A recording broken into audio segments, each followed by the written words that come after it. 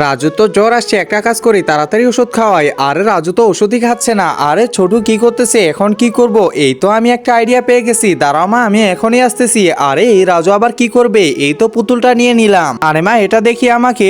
আরে কি ব্যাপার ভাইয়া আবার কি করতেছে? এই তো এখন পুতুলকে ওষুধ খাওয়াবো। আরে তুমি খাবা না? তুমি এত বিয়াদব হয়ে গেছো, দাঁড়াও তোমাকে আমি মারবো এখন। আরে ভাইয়া আবার কি করতেছে? বাহ রাজু তো দেখি ভালোই বুদ্ধি, এবার খাবা না নাকি?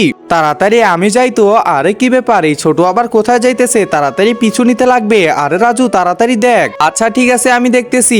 আরে এ তো লাঠি উঠায় নিতেছে, লাঠি দিয়ে আবার কি করবে কিছু তো বুঝতেছি না। আর এদিকেই তো আসতেছে। রাজু লুকিয়ে পড়ো। কি ব্যাপার মা আর ভাইয়া কোথায় গেল কিছুই বুঝতেছি না। একটা কাজ করি আমি ভিতরে যাই। আরে এ আবার কোথায় যাচ্ছে? একজন মা কতটা আপন হয়ে থাকে যার মানেই তাকে জিজ্ঞাসা করে দেখো। তো দেখা যাক বন্ধুরা এই মায়ের জন্য কে ভিডিওটিতে লাইক এন্ড সাবস্ক্রাইব করে।